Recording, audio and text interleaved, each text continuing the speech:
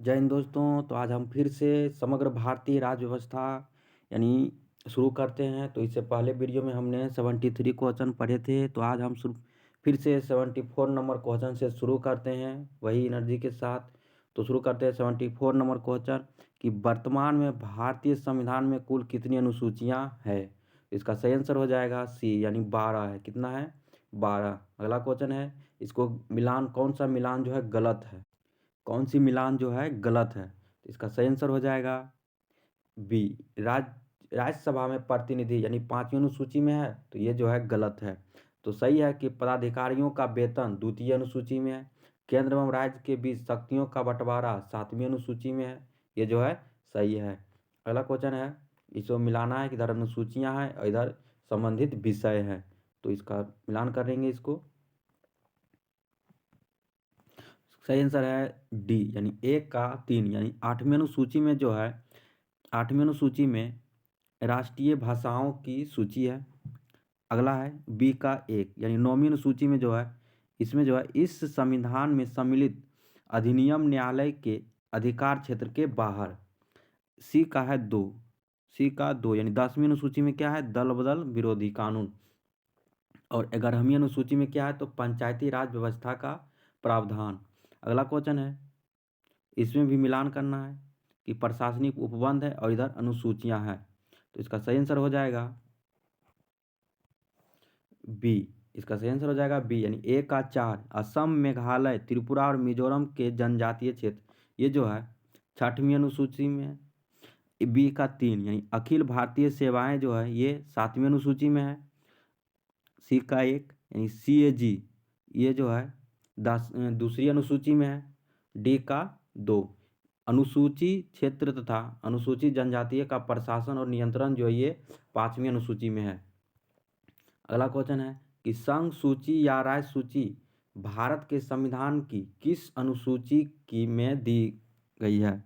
संघ सूची, राज्य सूची भारत के संविधान की किस अनुसूची में दी गई है? इसका सही आंसर है सी यानी 7वीं अनुसूची में दी गई है। आगे है कि संविधान लागू होने के समय संघ सूची में कुल कितने विषय थे? तो कितने विषय थे? तो 97 विषय थे। कितने? 97। अगला क्वेश्चन है कि निम्नलिखित में से कौन सी विषय समवर्ती सूची का हिस्सा नहीं है? समवर्ती सूची का हिस्सा नहीं है। इसका सही आंसर हो जाएगा डी यानी समाचार पत्र, वन और जन स्वास्थ्य ये जो है समवर्ती सूची का हिस्सा नहीं है। जानवर के प्रति क्रूरता का रोकथाम, शादी और तलाक, शिक्षा, आर्थिक नियोजन ये सभी जो है समवर्ती सूची का हिस्सा है।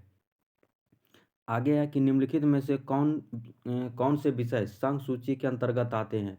कौन से विषय संघ सूची के अंतर्गत आते हैं? ये सभी जो है संघ सूची के अंतर्गत आते हैं। ऑप्शन नंबर डी यानी युद्ध एवं शांति, मुद्रा बैंकिंग, डाक तथा तार ये सभी संघ सूची के अंतर्गत आते हैं। अगला क्वेश्चन है कि निम्नलिखित में से कौन सा भाषा संविधान की 8वीं अनुसूची में शामिल नहीं है? तो तुलु भाषा जो है 8वीं अनुसूची में शामिल नहीं है। बाकी तेलुगु, मैथिली, सिंधी ये तीनों संविधान की 8वीं अनुसूची में शामिल है। अगला है कि 8वीं अनुसूची के संदर्भ में कौन सा कथन सही नहीं है? तो इसका सही आंसर हो जाएगा डी यानी मैथिली, संथाली, डोगरी को 91 संविधान संशोधन 2003 के तहत जोड़ा गया। तो ये जो है गलत है। 91 नहीं यहाँ होगा, 92 संविधान संशोधन के तहत जोड़ा गया। बाकी 3 ये सही है कि इसमें भारत की 22 भाषा का उल्लेख किया गया है, जो कि और मूल संविधान में 14 भाषाएं थी। आगे की 21वां संविधान संशोधन 1967 के तहत सिंधी भाषा को जोड़ा गया। आगे की कोंकणी, मणिपुरी, नेपाली को 71वां संविधान संशोधन 1992 के तहत जोड़ा गया है। अगला क्वेश्चन है, इसको मिलान करना है। तो 9वीं अनुसूची में क्या है? तो 9वीं अनुसूची में जो है ये प्रथम संविधान संशोधन 1951 के तहत जोड़ा गया है। 10वीं अनुसूची को जो है 52वें संविधान संशोधन 1985 में जोड़ा गया है। और 11वीं अनुसूची 73वें संविधान संशोधन 1993 में जोड़ा गया है। और 12वीं अनुसूची जो है 74वें संविधान संशोधन 1993 के तहत जोड़ा गया है। तो इसका सही आंसर हो जाएगा ऑप्शन नंबर 84 का ऑप्शन नंबर डी सही हो जाएगा। अगला क्वेश्चन है, अगला चैप्टर का नया चैप्टर आ गया कि देशी रियासतों का भारत में विलय। तो 85 नंबर क्वेश्चन है कि किनके नेतृत्व में रियासती मंत्रालय बनाया गया है? तो इसका सही आंसर है ए, यानी सरदार पटेल के मंत्रालय में बनाया गया है। अगला क्वेश्चन है कि देशी रियासतों का भारत में विलय के संदर्भ में कौन सा कथन जो है सही है? तो 86 का सही आंसर हो जाएगा डी, यानी उपयुक्त में से सभी जो है सही है। पहला कि जूनागढ़ रियासत को जनमत संग्रह के आधार पर मिलाया गया है, तो सही है। हैदराबाद की रियासत को पुलिस कार्यवाही के माध्यम से मिलाया गया है, ये भी सही है। कि जम्मू कश्मीर रियासत को विलय पत्र पर हस्ताक्षर के द्वारा मिलाया गया है। अगला क्वेश्चन है नया चैप्टर है कि संघ और राज्य क्षेत्र, संघ और राज्य क्षेत्र। तो भारत एक क्या है? तो भारत जो है एक राज्यों का संघ है, भारत राज्यों का संघ है। अगला क्वेश्चन है कि संविधान के किस अनुच्छेद में यह अंकित है कि भारत अर्थात इंडिया राज्यों का एक संघ होगा? तो इसका सही आंसर है अनुच्छेद 1, अनुच्छेद 1 में है भारत राज्यों का संघ होगा। अगला क्वेश्चन है कि अनुच्छेद 3 में क्या है? अनुच्छेद 3 के अनुसार जो है इस कथन को चुनना है, तो इसका सही आंसर हो जाएगा ऑप्शन नंबर सी, यानी 2 और 3 से सही है कि किसी भी राज्य की सीमाओं का परिवर्तन कर सकेगी, ये जो अनुच्छेद 3 में है। किसी भी राज्य के क्षेत्रफल बढ़ा सकेगी, तो ये भी अनुच्छेद 3 में है। अगला क्वेश्चन है इसमें मिलान करना है, तो इसे 90 नंबर मिलान करते हैं। तो भाग 11, भाग 11 में क्या है? तो ये जो है 3, यानी संघ और राज्यों के बीच संबंध, संघ और राज्यों के बीच संबंध है भाग 11 में। भाग 15, भाग 15 में क्या है? तो भाग 15 में निर्वाचन है। भाग 17, तो भाग 17 में क्या है? तो राजभाषा है, भाग 17 में राजभाषा है। और भाग 18 में क्या है? भाग 18 में जो है आपात उपबंध है। और भाग 20 में संविधान संशोधन है, भाग 20 में संविधान संशोधन। अगला क्वेश्चन देखते हैं, तो इसका जो ऑप्शन नंबर डी जो है सही हो जाएगा। अगला क्वेश्चन है कि भारतीय संविधान के भाग 9 का ख किससे संबंधित है? 9 का ख जो है किससे संबंधित है? तो सहकारी समितियां से संबंधित है। अगला क्वेश्चन है कि राज्यों का पुनर्गठन, राज्यों का पुनर्गठन जो है इस चैप्टर का नाम है। क्वेश्चन है कि भाषाई आधार पर राज्यों का पुनर्गठन कब किया गया? तो 1956 में किया गया। इसका सही आंसर हो जाएगा बी, 1956 में। कथन 93 नंबर क्वेश्चन है कि निम्न कथनों पर विचार कीजिए और दिए गए कूट की सहायता के बताइए कि इनमें से कौन सी सही है, तो कौन सी सही है? तो इसका सही आंसर हो जाएगा ऑप्शन नंबर 93 का सही आंसर हो जाएगा सी, यानी 1 और 2, यानी दोनों जो है सही है। कि एस के धर आयोग ने राज्यों के पुनर्गठन हेतु भाषा के आधार की अपेक्षा प्रशासनिक सुविधा की वरीयता दी थी। दूसरा कथन है, दूसरा कथन है कि पंडित नेहरू, सरदार पटेल और पटाभी सितारमैया की अध्यक्षता में कांग्रेस कमेटी ने भाषाई आधार पर राज्यों के पुनर्गठन की मांग की खारिज कर दिया। अगला क्वेश्चन है कि भारत के में निम्नलिखित राज्यों में बनने के यही कालानुक्रम की पहचान नीचे दिए गए, तो कूट का पहचान कीजिए किस। तो इसका सही आंसर हो जाएगा ए, 1 3 2 4, यानी पहले आंध्र प्रदेश, उसके बाद हरियाणा, उसके बाद दूसरा हिमाचल प्रदेश और चौथा जो है सिक्किम को इस अनुसार में बनाया गया। अगला क्वेश्चन है कि किसका मिलान गलत है? किसका मिलान गलत है? तो इसका सही आंसर हो जाएगा सी, मेघालय, यानी 1971। ये जो है गलत है। सही है कि गोवा, गोवा को 1987 में स्थापना, और त्रिपुरा जो है 1972 में, और नागालैंड को 1963 में। अगला क्वेश्चन देखते हैं, 96 नंबर क्वेश्चन है कि निम्नलिखित में से कौन सा कथन असत्य है? कौन सा कथन असत्य है? सही आंसर है बी, यानी राज्य पुनर्गठन आयोग का गठन जो है 1956 में किया गया, ये जो है गलत है। तो सही है कि राज्य पुनर्गठन आयोग का अध्यक्ष फजल अली थे। सही है कि फ्रांस के सरकार 1954 ईस्वी में अपनी सभा बस्तियों भारत सरकार को सौंप दी थी, ये जो है सही है। भारत सरकार ने 18 दिसंबर 1961 ईस्वी को गोवा, दमन और दीव की मुक्ति के लिए पुर्तगालियों के विरुद्ध कार्रवाई की। ये जो है सही है। अगला क्वेश्चन है, क्षेत्रीय क्षेत्रीय परिषद के संदर्भ में निम्नलिखित कथनों पर विचार कीजिए। तो इसका सही आंसर हो जाएगा सी 1, 3 और 4। यानी क्षेत्रीय परिषद का गठन राष्ट्रपति द्वारा किया जाता है। क्षेत्रीय परिषद का गठन राष्ट्रपति के द्वारा किया जाता है। तीसरा है कि गृह मंत्री सभी क्षेत्रीय परिषदों के अध्यक्ष होते हैं। गृह मंत्री सभी क्षेत्रीय परिषदों के अध्यक्ष होते हैं। चौथा है कि यह केंद्र राज्य संबंधों को सुधारने में महत्वपूर्ण भूमिका निभाती है। केंद्र राज्य के संबंधों में महत्वपूर्ण भूमिका निभाती है। अगला क्वेश्चन है 98 नंबर। 98 क्वेश्चन है कि क्षेत्रीय परिषद है, इसका मुख्यालय है।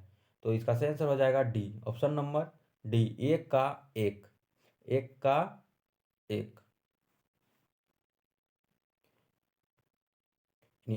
उत्तरी क्षेत्रीय परिषद जो है का मुख्यालय कहाँ है? नई दिल्ली में। उत्तरी क्षेत्रीय परिषद का मुख्यालय नई दिल्ली में।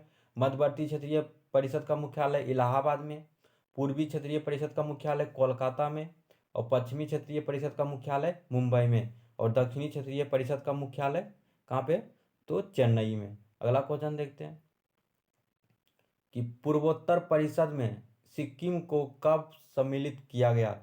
पूर्वोत्तर परिषद में सिक्किम को कब सम्मिलित किया गया? 1994 में। सही आंसर हो जाएगा 1994। 1995 कभी देता है। अगला क्वेश्चन है कि बिहार से अलग झारखंड राज्य की स्थापना कब की गई? तो इसका सही आंसर हो जाएगा 15 नवंबर 2000। 15 नवंबर 2000। अगला क्वेश्चन है, चैप्टर का नाम है अगला भारतीय नागरिकता। भारतीय नागरिकता। तो 101 नंबर क्वेश्चन है कि भारतीय संविधान के कौन से अनुच्छेद नागरिकता से संबंधित है? कौन से अनुच्छेद जो है नागरिकता से संबंधित है? तो 5 से 11 जो है नागरिकता से संबंधित है। अगला क्वेश्चन है कि भारत के संविधान का भाग में हम नागरिकता से संबंधित प्रावधानों को पाते हैं। तो कौन से भाग में नागरिकता का प्रावधान है? तो भाग 2 में। भाग 2 में जो है नागरिकता का प्रावधान है। अगला क्वेश्चन है कि भारतीय नागरिकता अधिनियम 1935 के अनुसार नागरिकता किस आधार पर प्राप्त की जा सकती है? किस आधार पर प्राप्त की जा सकती है? इसका सही आंसर है डी, यानी 1, 2, 3, 4। यानी वंश परंपरा के आधार पर, या देशीयकरण के आधार पर, या पंजीकरण के द्वारा, या भूमि विस्तार के द्वारा। अगला क्वेश्चन है कि भारत की नागरिकता कितने प्रकार से समाप्त हो सकता है? कितने प्रकार के समाप्त हो सकता है? तो जो है ये जो है 3 प्रकार से समाप्त हो जाए। ऑप्शन नंबर ए सही है। अगला क्वेश्चन है कि भारत में नागरिकता समाप्त की जा सकती है किसके द्वारा? तो इसका सही आंसर हो जाएगा इनमें से कोई नहीं। आपातकालीन के दौरान, युद्ध के दौरान, या जब देश में आक्रमण करता हो। अगला क्वेश्चन है कि माता की नागरिकता के आधार पर विदेश में जन्म लेने वाले बच्चे को नागरिकता प्रदान करने का प्रावधान कब किया गया? माता के नागरिकता के आधार पर विदेश में जन्म लेने वाले बच्चों की नागरिकता प्रदान करने का प्रावधान कब किया गया? इसका सही आंसर हो जाएगा 1992 में। कब? 1992। अगला चैप्टर है मौलिक अधिकार। तो मौलिक अधिकार से संबंधित प्रश्न हम देखते हैं। तो मौलिक अधिकार के संदर्भ में पहला क्वेश्चन है कि मौलिक अधिकार के संदर्भ में निम्नलिखित में से कौन सा कथन असत्य है? कौन सा कथन असत्य है? तो असत्य है कि संविधान भाग 4 में भारत के अधिकार पत्र कहा गया है। तो ये जो है गलत है। तो सही है इसे, तो मौलिक अधिकार को जो ये संयुक्त राज्य अमेरिका के संविधान से लिया गया, ये जो है सही है। इसका वर्णन संविधान भाग 3 में और अनुच्छेद 12 से 35 तक में है। अगला क्वेश्चन है कि मैग्ना कार्टा एक फ्रांसीसी शब्द है जिसका प्रयोग सर्वप्रथम इंग्लैंड में हुआ था। ये जो है सही है। अगला क्वेश्चन है कि मौलिक अधिकारों की सुरक्षा के लिए व्यक्ति उच्च न्यायालय के किस अनुच्छेद के तहत जा सकता है? इसका सही आंसर है 226। सही आंसर है 226 के तहत जा सकता है। अगला क्वेश्चन है कथनों पर विचार कीजिए। तो कौन सा कथन इसमें जो है सही है? कौन सा कथन सही है? इसका सही आंसर है 1, 2, 3, यानी तीनों सही है। यानी 1931 ईस्वी में कराची अधिवेशन में कांग्रेस ने घोषणा पत्र के मूल अधिकारों की मांग की थी। ये जो है सही है।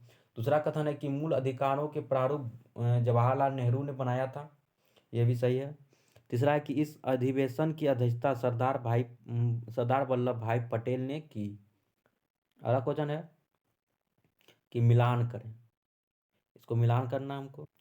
तो समता का अधिकार, सॉरी समानता का अधिकार, तो ये जो है 14 से 18, अनुच्छेद 14 से 18।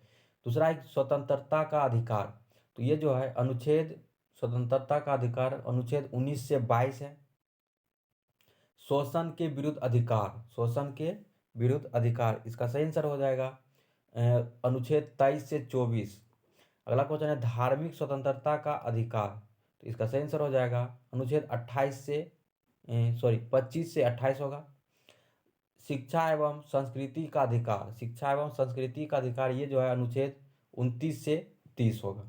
अगला क्वेश्चन ऑप्शन नंबर ए सही है। अगला क्वेश्चन कि निम्नलिखित में से कौन सा कथन असत्य है, कौन सा कथन असत्य है, इसका सही आंसर हो जाएगा 42वें संविधान संशोधन के तहत अनुच्छेद 31 एवं अनुच्छेद 19 के 1F को निरस्त कर दिया गया, तो ये जो है गलत है। सही है कि मौलिक अधिकार में संशोधन हो सकता है, तो ये सही है। मूल संविधान में 7 मौलिक अधिकार थे, ये भी सही है। संपत्ति का अधिकार को मौलिक अधिकार से हटाकर इसे संविधान भाग 12 में अनुच्छेद 300 के क में के अंतर्गत कानूनी अधिकार के रूप में रखा गया है। अगला क्वेश्चन है अनुसूची 1 सूची 2 से को मिलाना है, इसको मिलान करना है। विधि के समक्ष समता, तो इसका सही आंसर हो जाएगा विधि के समक्ष समता जो है अनुच्छेद 14, अनुच्छेद 14 में जो है विधि के समक्ष समता। आगे की धर्म, नस्ल, जाति, लिंग या जन्म के आधार पर भेदभाव का निषेध, ये जो है अनुच्छेद 15 में है। जाति धर्म भेदभाव में लिंग का निषेध जो है ये अनुच्छेद 15 में। लोक नियोजन में समानता, ये जो है अनुच्छेद 16 में है, अनुच्छेद 16 में। अगला क्वेश्चन है कि अस्पृश्यता का अंत, ये जो है अनुच्छेद 17 में, अनुच्छेद 17 में। उपाधियों का अंत, ये जो है अनुच्छेद कितना में 18 में, उपाधियों का अंत, इसका सही ऑप्शन हो जाएगा ए नंबर। अगला क्वेश्चन है कि भारत के संविधान के निम्नलिखित में से कौन सा अनुच्छेद प्रेस की स्वतंत्रता से संबंधित है। प्रेस की स्वतंत्रता, तो 19 का ए जो है प्रेस की स्वतंत्रता से संबंधित है। अगला क्वेश्चन है कि निम्नलिखित में से किस अनुच्छेद में कहा गया है कि किसी भी व्यक्ति को एक ही अपराध के लिए सिर्फ एक ही सजा दी जाएगी, एक ही अपराध के लिए एक ही सजा दी जाएगी, इसका सही आंसर है 20 का 1 जो है, ये 20 का 1 अनुच्छेद यही कहता है कि एक व्यक्ति को, किसी भी व्यक्ति को एक ही अपराध के लिए एक ही सजा दी जाएगी। अगला क्वेश्चन है कि संविधान के किन अनुच्छेदों के अनुसार ओबीसी यानी अन्य पिछड़ा वर्ग का आरक्षण का प्रावधान किए गए हैं, इसका सही आंसर हो जाएगा अनुच्छेद 15 का 4 और 16 का 4।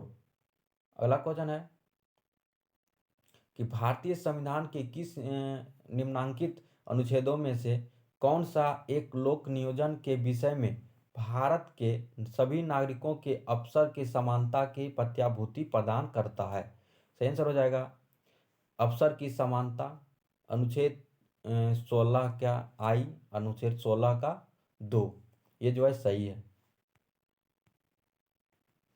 अवसर की समानता का क्वेश्चन जो है ये बिहार एसआई में वर्तमान में ये पूछा गया क्वेश्चन है।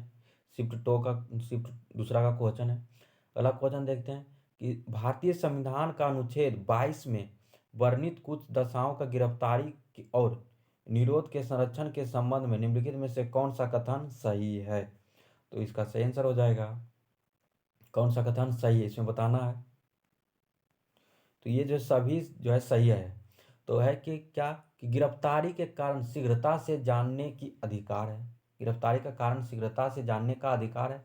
गिरफ्तारी के 24 घंटे के अंदर मजिस्ट्रेट के समक्ष प्रस्तुत किए जाने का अधिकार, ये भी है कि अभिरुचि के अनुरूप वकील से परामर्श लेने एवं बचाव करने का अधिकार। अगला क्वेश्चन है कि राष्ट्रीय हरित न्यायाधिकरण यानी एनजीटी की स्थापना 2010 में की गई, इसका मुख्य पीठ नई दिल्ली में है, तो जबकि 4 अन्य पीठ भी हैं, तो निम्न में से कहाँ नहीं है, 4 अन्य पीठ जो है कहाँ नहीं है। तो मुंबई में ये जो है नहीं है, भोपाल, कोलकाता और चेन्नई में है। अगला क्वेश्चन है, किसी अपराध के अभियुक्त को स्वयं अपने विरुद्ध गवाह बनने के लिए बाध्य नहीं किया जा सकता है। भारतीय संविधान के किस अनुच्छेद में यह प्रावधान है? तो इसका सही आंसर हो जाएगा अनुच्छेद 20 का 3। ये जो है सही है। सही है कि गवाह बनने के लिए बाध्य नहीं, अपने खुद स्वयं के लिए गवाह नहीं दे सकता। अगला क्वेश्चन है कि संविधान का कौन सा अनुच्छेद दोषसिद्धि के संरक्षण में संबंध में अभियुक्त को दोहरे दंड एवं स्व अभिशंसन से संरक्षण प्रदान करता है?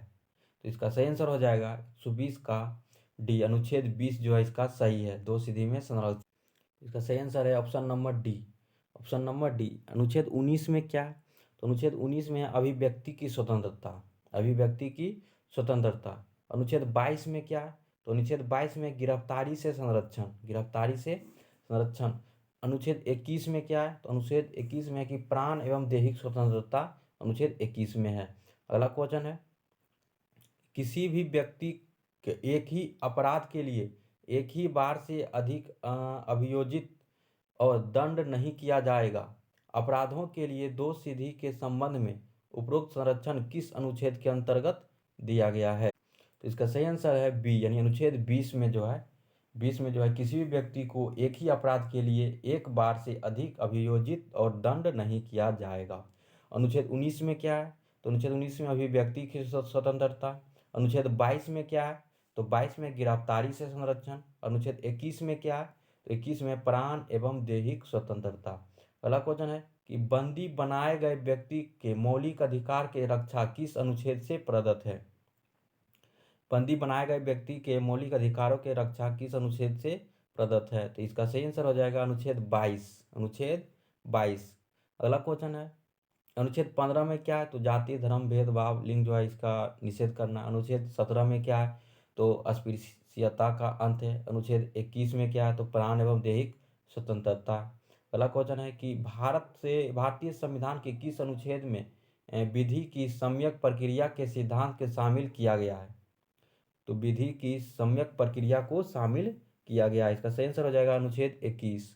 अनुच्छेद 21। अगला क्वेश्चन है, कौन सा सुमेलित नहीं है?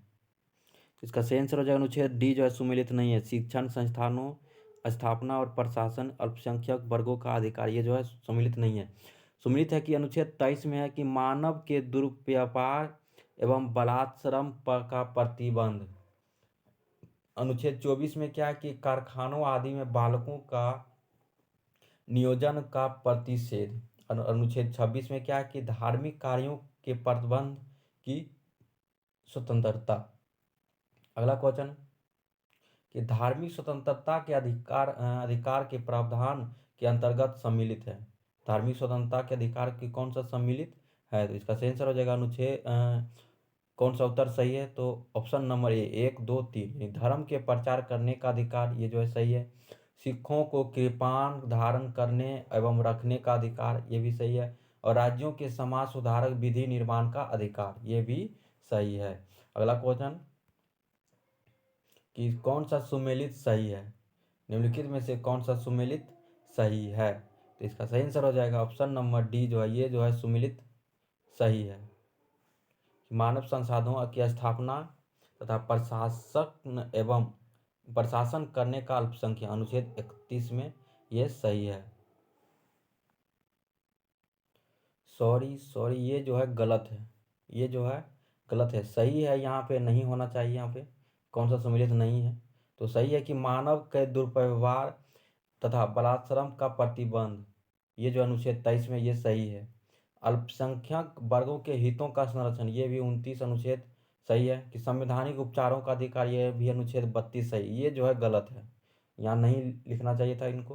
अगला क्वेश्चन है कि निवारक निरोध अधिनियम अधिकार पर प्रतिबंध लगाता है। तो कौन लगाता है? निवारक निरोध अधिनियम पर अधिकार पर प्रतिबंध लगाता है। इसका सही आंसर हो जाएगा स्वतंत्रता के अधिकार पर जो है निवारक निरोध अधिनियम प्रतिबंध लगाता है। अगला क्वेश्चन है कि कौन सा सुमेलित नहीं है, कौन सी सुमेलित नहीं है। तो इसका सही आंसर हो जाएगा ऑप्शन नंबर, ये सही है कि आंतरिक सुरक्षा व्यवस्था अधिनियम 1971 में लाया गया।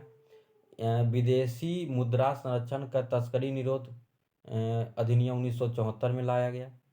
और सी नंबर, राष्ट्रीय सुरक्षा खंड जो है 1980 में लाया गया। पोटा जो है ये 2005, ये जो है गलत है। अगला क्वेश्चन है कि निम्नलिखित कथनों पर विचार कीजिए, निम्नलिखित कथनों पर विचार कीजिए और इसमें बताना है कि कौन सा कथन जो है सही है। तो एक दो ये जो है दोनों कथन सही है कि वर्तमान में समुदायों मुस्लिम, पारसी, ईसाइयों, सिख, बौद्ध एवं जैन के अल्पसंख्यक वर्गों के दर्जा प्रदान किया गया है, तो ये सही है। अल्पसंख्यक समुदाय के समुचित विकास के लिए 2005 में केंद्र सरकार द्वारा प्रधानमंत्री का 15 सूत्रीय कार्यक्रम प्रारंभ किया गया था, तो ये जो है किया गया था। अगला क्वेश्चन है 130 नंबर कि संवैधानिक उपचारों का अधिकार को किसने संविधान का आत्मा कहा।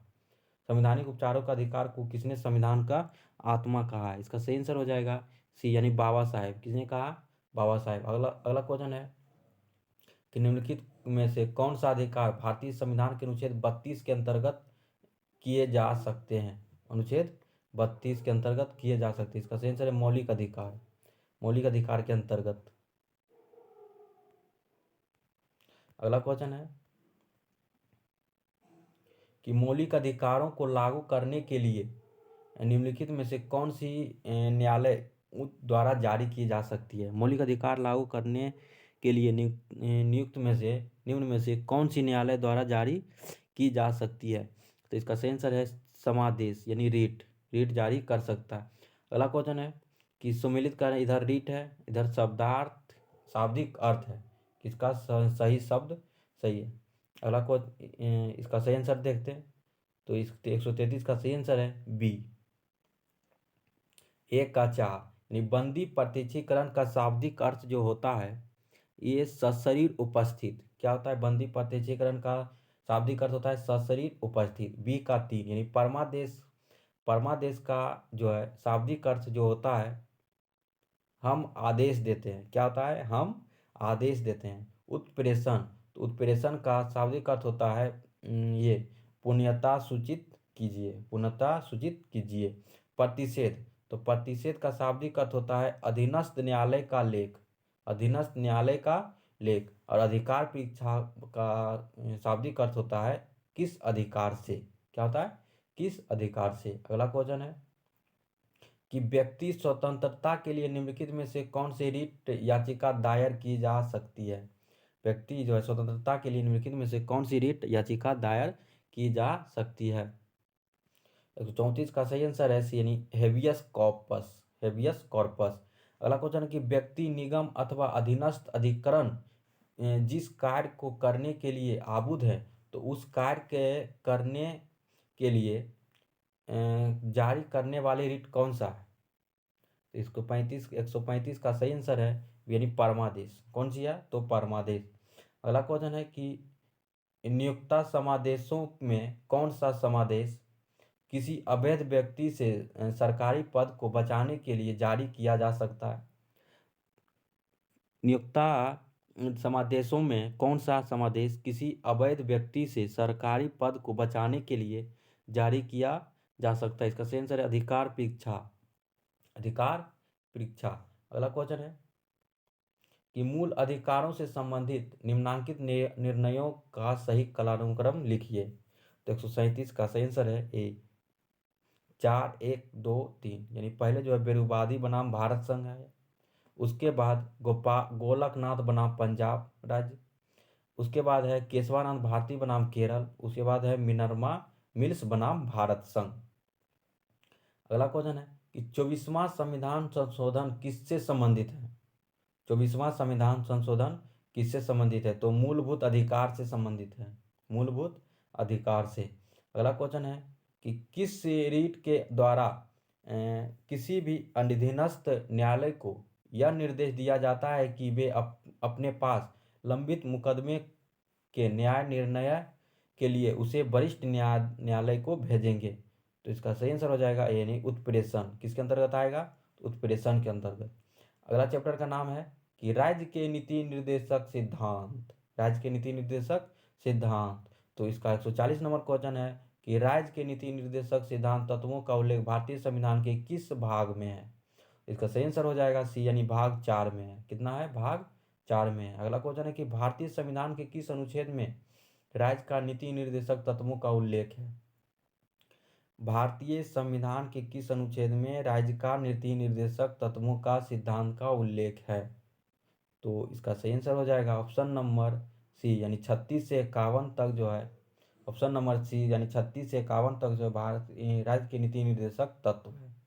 अगला क्वेश्चन है कि निम्नलिखित कथनों कौन सा कथन जो है असत्य है। कौन सा कथन असत्य है? इसका सही आंसर है बी, यानी इसे न्यायालय द्वारा लागू किया जा सकता है, यानी इसे वैधानिक शक्ति प्रावधान प्राप्त है। तो ये जो है गलत है, लागू नहीं किया जा सकता है न्यायालय के द्वारा।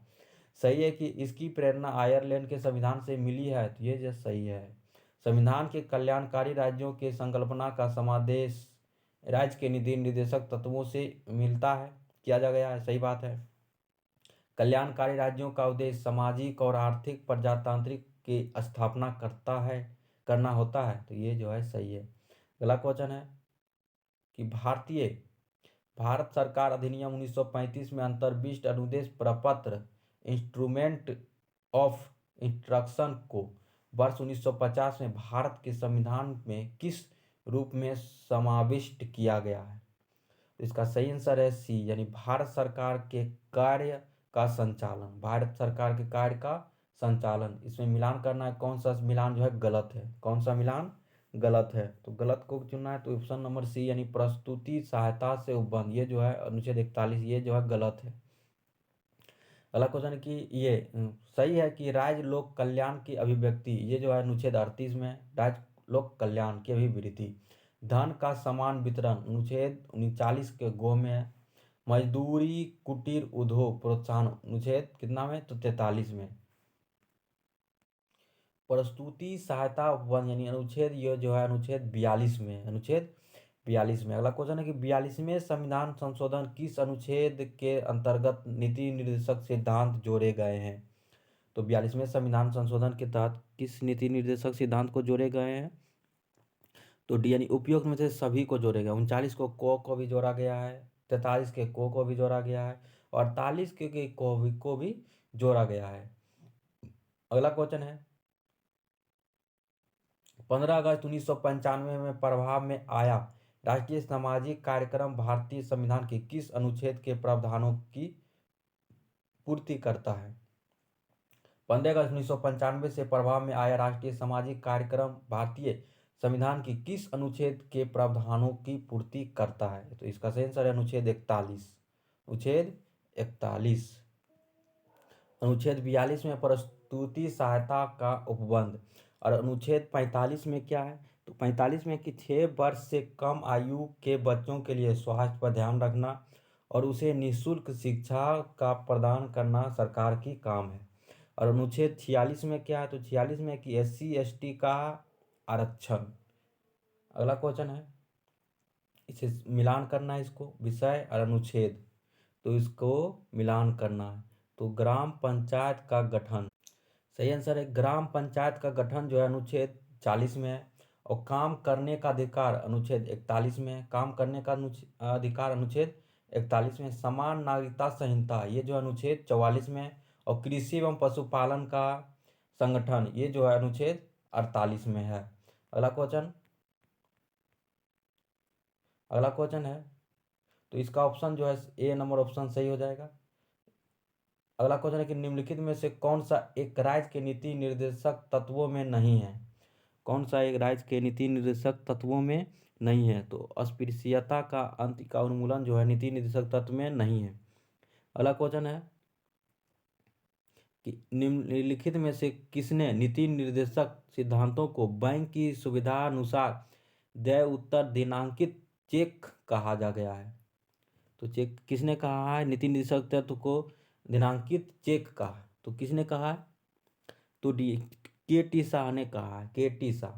अगला क्वेश्चन है कि भारतीय संविधान के अनुच्छेद 40 किस सिद्धांत पर आधारित है। अनुच्छेद 40 जो है किस सिद्धांत पर आधारित है। तो गांधीवादी सिद्धांत, क्या हो जाएगा अनुच्छेद ऑप्शन नंबर बी गांधीवादी सिद्धांत। अगला क्वेश्चन है कि राज्य के नीति निर्देशक सिद्धांत के किस प्रकार मौलिक अधिकारों से भिन्न है। किस प्रकार मौलिक अधिकारों से भिन्न है? तो राज्य के नीति निर्देशक सिद्धांत परिवर्तनीय नहीं है जबकि मूल अधिकार परिवर्तनीय है। ये जो है सही है। किस प्रकार भिन्न है? तो राज्य के निर्देशक सिद्धांत जो है परिवर्तनीय नहीं है जबकि मूल अधिकार परिवर्तनीय है। अगला चैप्टर का नाम है कि मौलिक कर्तव्य। क्या नाम है? तो मौलिक कर्तव्य। तो मौलिक कर्तव्य से संबंधित प्रश्न देखते हैं। तो मौलिक कर्तव्य से संदर्भ में कौन सा कथन सही है?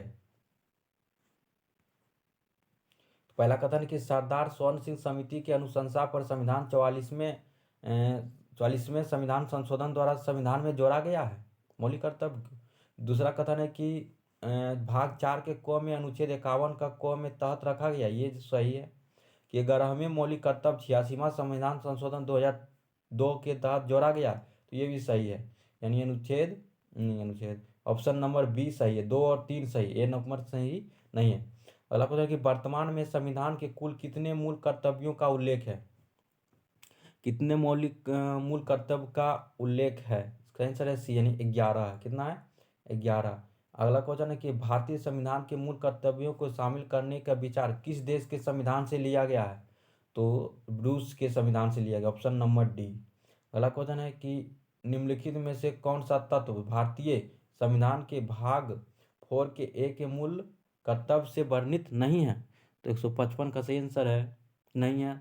तो अपने पिता माता पिता के गुरुओं का आदर करना, ये जो है संभाग 4 के ए यानी मूल कर्तव्य में वर्णित नहीं है।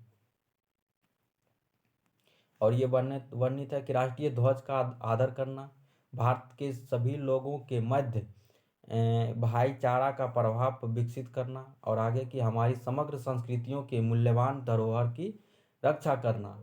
अगला क्वेश्चन है कि भारतीय संविधान के अंतर्गत निम्नलिखित में से कौन सा मूल कर्तव्य नहीं है? कौन सा मूल कर्तव्य नहीं है? तो लोक चुनावों का मतदान करना, ये जो है नहीं है। बाकी है कि वैज्ञानिक प्रवृत्ति का विकास करना, सार्वजनिक संपत्तियों की सुरक्षा करना, संविधान के प्रति निष्ठावान रखना और आदेशों का सम्मान करना। अगला चैप्टर का नाम है संघीय कार्यपालिका। संघीय कार्यपालिका, तो इससे संबंधित प्रश्न देखेंगे। तो प्रश्न है कि भारतीय संघ की कार्यपालिका शक्ति किससे निहित है? भारतीय संघ की कार्यपालिका शक्ति किस में निहित है? तो ऑप्शन नंबर बी यानी राष्ट्रपति में निहित है। अगला क्वेश्चन है कि भारतीय संविधान के किस अनुच्छेद के अंतर्गत राष्ट्रपति के संघ कार्यपालिका शक्ति में निहित है? संघ की कार्यपालिका शक्ति में निहित है, तो अनुच्छेद 53 में जो है संघ की कार्यपालिका शक्ति में निहित है। अगला क्वेश्चन है कि कौन सा कथन असत्य है? कौन सा कथन असत्य है? पहला है कथन है कि भारत के संसदीय प्रणालिकाओं का अपनाया गया है, तो ये जो है सही है। दूसरा है कि मंत्रिपरिषद सामूहिक रूप से राष्ट्रपति के प्रति उत्तरदायी होता है, तो ये जो है गलत है। अगला है कि भारतीय संघ की कार्यपालिका का वास्तविक प्रमुख प्रधानमंत्री होता है, तो प्रधानमंत्री होता है वास्तविक प्रमुख। राष्ट्रपति देश के संवैधानिक प्रधान होता है, तो संवैधानिक प्रधान होता है राष्ट्रपति देश का। अगला क्वेश्चन है मिलान करना है इसको। 160 का सही आंसर हो जाएगा सी, 1 2 3 4। तो 1 का 1 यानी अनुच्छेद 58 में क्या है? राष्ट्रपति की योग्यता। क्या है? राष्ट्रपति की योग्यता। और अनुच्छेद 57 में क्या है? तो राष्ट्रपति के पुनर्निर्वाचन के लिए पात्रता। आगे अनुच्छेद 56 में क्या है? तो राष्ट्रपति का पदाविधि। अनुच्छेद 60 में क्या है? तो राष्ट्रपति की शपथ। अगला क्वेश्चन है कि राष्ट्रपति की उम्मीदवार के लिए क्या आवश्यक नहीं है? राष्ट्रपति की उम्मीदवार के लिए क्या आवश्यक नहीं है? तो पढ़ा लिखा हो, ये जो है शामिल नहीं है। बाकी है कि 35 वर्ष का हो, संसद चुने जाने की योग्यता रखता हो, देश का नागरिक हो। अगला क्वेश्चन है कि कथनों पर विचार कीजिए। 3 कथन है, इन कथन के बारे में बताना। 162 का सही आंसर हो जाएगा ए, यानी 1 और 2 कथन सही है। 1 2 को पढ़ते हैं कि संसद अधिनियम 1959 कई पदों को लाभ का पद के अधिकार की निरर्थता से छूट देता है। दूसरा कथन है यदि व्यक्ति राष्ट्रपति या उपराष्ट्रपति के पद पर हो या संघ अथवा किसी राज्य की मंत्रिपरिषद का सदस्य हो तो वह लाभ के पथ पर नहीं माना जाएगा। पहला क्वेश्चन है, निम्नलिखित कथनों पर विचार कीजिए। पहला कथन के अनुच्छेद 77 के 3 के अनुसार राष्ट्रपति भारत सरकार के व्यापक के अधिकार सुविधाजनक लेन देन के लिए उक्त व्यवसाय के मंत्रियों के बचाव आवंटन के लिए नियम बनाएंगे। दूसरा है कि अनुच्छेद 77 का एक अनुसार भारत सरकार की समस्त कार्यपालिका कार्यवाही के प्रधानमंत्री के नाम पर लेने की अनुमति दी जाएगी। तो 163 का सही आंसर है, यानी केवल एक सही है, ये जो गलत है केवल एक सही है। अगला क्वेश्चन है कि राष्ट्रपति के महाभियोग लगाने के संदर्भ में कौन सा कथन सही नहीं है? कौन सा कथन सही नहीं है? तो राष्ट्रपति के महाभियोग का प्रावधान अनुच्छेद 61 में वर्णित है, ये जो है सही है, सही है, यानी ये गलत है। अगला क्वेश्चन है कि महाभियोग लगाने के 14 दिन पूर्व लिखित सूचना दी जानी चाहिए, ये सही है। कि महाभियोग प्रस्ताव की विशेष बहुमत से पास करवाना चाहिए, ये भी सही है। राष्ट्रपति द्वारा संविधान के प्रावधानों का उल्लेख लोकसभा द्वारा उसे महाभियोग को लगाया जा सकता, तो ये भी सही है। अगला क्वेश्चन है कि निम्नलिखित राष्ट्रपति के कार्यकाल के रूप में व्यवस्थित कीजिए। कार्यकाल के रूप में व्यवस्थित कीजिए, तो 165 का सही आंसर है डी, यानी 3, 2, 1, 4। यानी पहले KR नारायण, उसके बाद ज्ञानी जेल सिंह, उसके बाद बीबी गिरी, उसके बाद डॉक्टर जाकिर हुसैन। अगला है कि मिलान करना है, क्या करना है? मिलान। तो कौन सा सुमिलित है इसमें? तो डी नंबर जो है मिलान गलत है। राष्ट्रपति के उच्चतम न्यायालय के परामर्श अनुच्छेद 141 में, तो ये गलत है। सही कि उस अस्मिताओं के में राष्ट्रपति के कुल कृतियों का निर्वहन जो है अनुच्छेद 70 में है, ये जो है सही है। कि राष्ट्रपति के क्षमादान अनुच्छेद 72 में है, ये भी सही है। राष्ट्रपति द्वारा अध्यादेश जारी अनुच्छेद 123 में है। अगला क्वेश्चन है कि राष्ट्रपति के उत्तराधिकारी अधिनियम 1969 के अनुसार राष्ट्रपति या उपराष्ट्रपति की उपलब्ध न होने या दिवंगत हो जाने के निम्नलिखित में से कौन सा विकल्प लागू होता है? कौन सा विकल्प लागू होता है? तो इसका सही आंसर हो जाएगा ऑप्शन नंबर सी, कि मुख्य न्यायाधीश के वरिष्ठ न्यायाधीश राष्ट्रपति के कार्य का निर्वहन कर सकेंगे। अगला क्वेश्चन है कि भारत के राष्ट्रपति के महाभियोग की प्रक्रिया कौन सी प्रक्रिया है? तो ये जो है अर्ध न्यायिक प्रक्रिया है, अर्ध न्यायिक प्रक्रिया है। अगला क्वेश्चन है कि राष्ट्रपति के वेतन भत्ते के संदर्भ में निम्नलिखित में से कथनों पर विचार कीजिए। कथनों पर विचार कीजिए। इसका सही आंसर है, सही आंसर हो जाएगा 1, 2, 3, तीनों सही है। तो राष्ट्रपति की मासिक वेतन 5 लाख रुपया है, सही है। राष्ट्रपति के वेतन आयकर से मुक्त होता है। राष्ट्रपति अवकाश ग्रहण के बाद पेंशन के रूप में 1.5 लाख रुपया प्रतिमाह मिलता है, तो ये जो है सही है। अगला क्वेश्चन है कि निम्नलिखित में से किसकी नियुक्ति राष्ट्रपति द्वारा नहीं की जाती है? किसकी नियुक्ति राष्ट्रपति के द्वारा नहीं की जाती है? तो उपराष्ट्रपति की नियुक्ति जो है राष्ट्रपति के द्वारा नहीं की जाती है।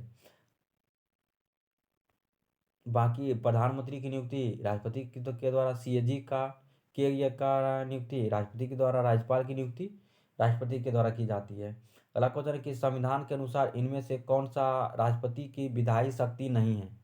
संविधान के अनुसार इनमें से कौन सा विधायी शक्ति राष्ट्रपति की विधायी शक्ति नहीं है? इसका सही आंसर होगा संसद के बैठक स्थगित करना, ये जो है राष्ट्रपति की विधायी शक्ति नहीं है। बाकी सही है कि संसद सत्र की आहूत करना, संसद सत्र का सत्रावसान करना, अध्यादेश लागू करना, ये जो है राष्ट्रपति की विधायी शक्ति है।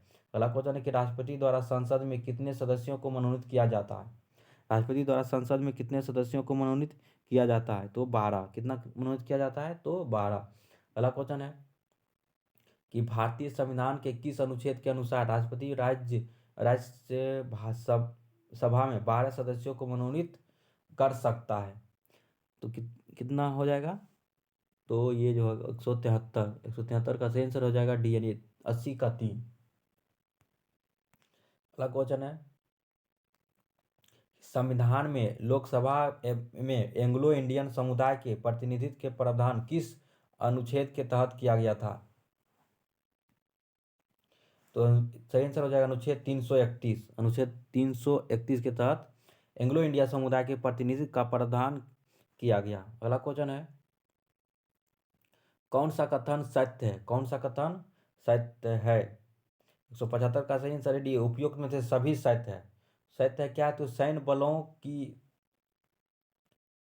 सर्वोच्च शक्ति राष्ट्रपति में सन्निहित है। दूसरे देशों के साथ समझौता या संधि राष्ट्रपति के नाम से की जाती है। भारत में विदेशों राजपूतों की नियुक्ति का अनुमोदन राष्ट्रपति करता है। ये सभी सही है। अगला क्वेश्चन है कि भारतीय संविधान के किस अनुच्छेद में राष्ट्रपति की क्षमादान शक्ति का उल्लेख है? राष्ट्रपति का क्षमादान अनुच्छेद 72 में, अनुच्छेद 72 में है। अगला क्वेश्चन है कि इसे क्षमा के प्रकार या संबंधित विवरण है, तो इसे मिलान करना है। तो क्षमादान, तो क्षमादान जो है एक का सही आंसर हो जाएगा 3, यानी पूर्णतः माफ कर देना, ये जो राष्ट्रपति के पास है। दूसरा है परिहार, तो परिहार जो है दोषी व्यक्ति के सत्ता की मात्रा को कम करना। आगे लघुकरण, तो लघुकरण क्या है? तो लघुकरण जो है सजा की प्रकृति में बदलाव करना। लघुकरण जो है सजा की प्रकृति में बदलाव करना। विराम, विराम क्या है? तो विराम जो है सजा पर रोक लगा दिया जाना। पर विलंबन, पर विलंबन क्या है? तो ये जो है कुछ समय के लिए सजा को टालना। अगला क्वेश्चन है कि कथनों पर विचार कीजिए, तो कौन सा कथन जो है सही है? तो आपातकाल से संबंधित उपबंध भारतीय संविधान के भाग 18 और 352 से 360 तक मिलता है। आगे की मंत्री परिषद के परामर्श से राष्ट्रपति 3 प्रकार के आपातकाल लागू कर सकती है। तो इसका जो है दोनों कथन सही है, इसका जो है दोनों कथन सही, यानी ऑप्शन नंबर सी। अगला क्वेश्चन कि राष्ट्रपति की आपातकालीन शक्तियां निम्न में है। राष्ट्रपति की आपातकालीन शक्तियां निम्न है, तो इसका सही आंसर हो जाएगा 179 का सही आंसर डी, यानी उपयोग में सभी सही है। युद्ध या बाह्य आक्रमण से सशस्त्र विद्रोह के कारण लगाया गया आपात राष्ट्रीय आपात होता है। राज्यों के संवैधानिक तंत्र के विफल होने से उत्पन्न आपात राष्ट्रपति शासन है। वित्तीय आपात भी आपातकालीन शक्तियां। अगला क्वेश्चन है कि भारतीय संविधान के कौन सा अनुच्छेद राष्ट्रपति की वीटो की शक्ति का उल्लेख है? राष्ट्रपति की वीटो की शक्ति का उल्लेख है, तो इसका सही आंसर हो जाएगा 111। अगला क्वेश्चन है कि निम्नलिखित में से कौन सा वीटो शक्ति भारत के राष्ट्रपति के प्राप्त नहीं है? कौन सा वीटो शक्ति भारत के राष्ट्रपति के प्राप्त नहीं है? तो विशेष वीटो जो है भारत के राष्ट्रपति के प्राप्त नहीं है। अगला क्वेश्चन है किसका मिलान गलत है? किसका मिलान गलत है? तो इसका सही आंसर हो जाएगा डी, में से कोई नहीं, यानी सब सही है। अत्यंतिक वीटो यानी विधायिका द्वारा पारित विधेयक पर अपनी राय को सुरक्षित करना। निलंबनकारी वीटो, जो विधायिका द्वारा साधारण बहुमत से निरस्त किए जा सके, निलंबनकारी वीटो कहलाता है। पॉकेट वीटो, विधायिका द्वारा निर्णय नहीं करना। अगला क्वेश्चन है कि धन विधेयक के संदर्भ में निम्नलिखित कथनों पर विचार कीजिए। धन के संदर्भ में, तो 183 का सही आंसर है डी, 1 2 3 4, 1 2 3, यानी तीनों सही है कि राष्ट्रपति के धन विधेयक के मामले में निलंबनकारी वीटो का प्रयोग नहीं कर सकता है, तो नहीं कर सकता है। ये जो है सही है कि राष्ट्रपति के धन विधेयक को रोक कर रख सकता है, परंतु उसे संसद में पुनर्विचार के लिए लौटा नहीं सकता, ये भी सही है। तीसरा है कि साधारणतः धन विधेयक राष्ट्रपति के पुनर्निर्मित से प्रस्तुत किया जाता है, तो ये भी सही है। अगला क्वेश्चन है भारतीय संविधान के किस अनुच्छेद के तहत कोई विधेयक राज्यपाल द्वारा राष्ट्रपति के विचारत के अनुसार आरक्षित किया गया है? तो कौन सा अनुच्छेद हो जाए 184 का बी, यानी अनुच्छेद 201, अनुच्छेद 201। अगला क्वेश्चन है कि निम्नलिखित में से किस राष्ट्रपति ने पहली बार जेबी वीटो यानी पॉकेट वीटो का प्रयोग किया था? तो किसने किया था पहले? तो ज्ञानी जेल सिंह ने प्रयोग किया था। अगला क्वेश्चन है कि किस संविधान संशोधन द्वारा विधेयक पर राष्ट्रपति को अपनी स्वीकृति देने के लिए बाध्यकारी बना दिया गया? 86 का सही आंसर है 24वां संविधान संशोधन के द्वारा। अगला क्वेश्चन है कि भारतीय संविधान के अनुसार भारत के राष्ट्रपति के कर्तव्य के निम्नलिखित में से किसको संसद के समक्ष रखा गया? 187 का सही आंसर है सी, 123 यानी केंद्रीय वित्त आयोग की सिफारिश पर।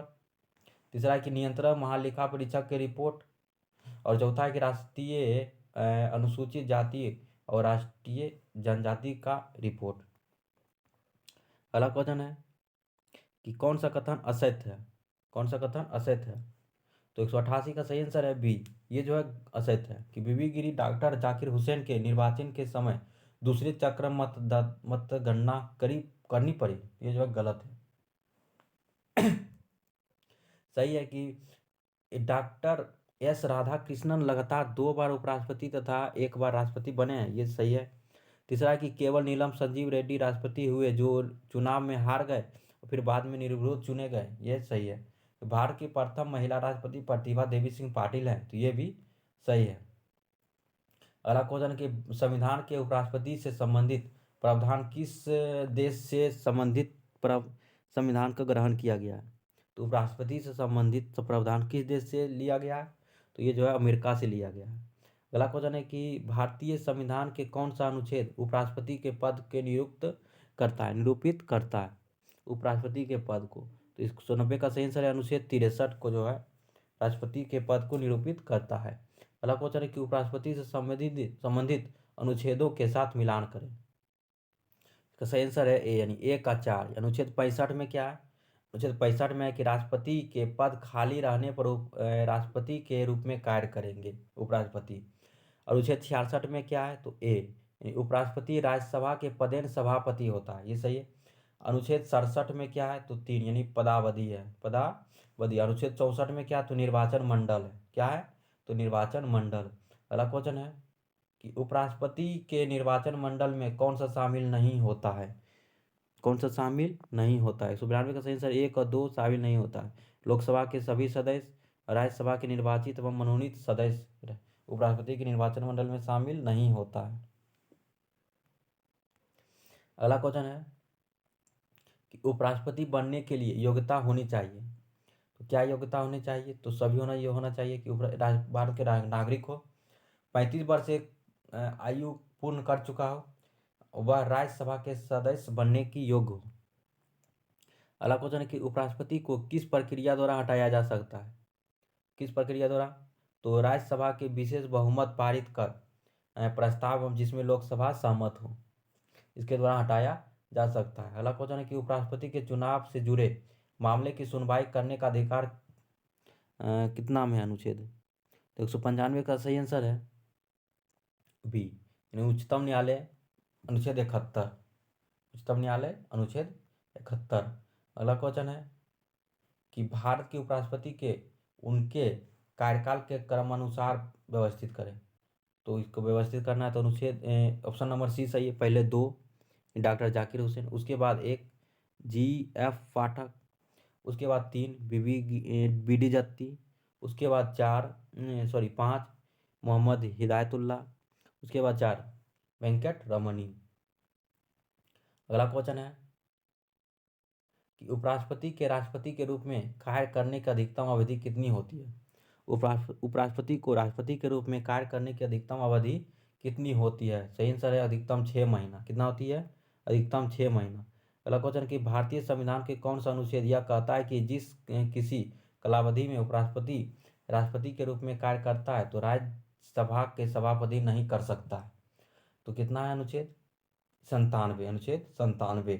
अगला क्वेश्चन है कि संसद शासन के वास्तविक कार्यपालिका शक्ति किसके पास होती है, किसके पास होती है, इसका सही आंसर है प्रधानमंत्री के पास होती है। अगला क्वेश्चन है अंतिम क्वेश्चन कर देते हैं, भारत के प्रधानमंत्री होता है, तो भारत के प्रधानमंत्री क्या होता है, तो नियुक्त होता है, क्या होता है, नियुक्त होता है।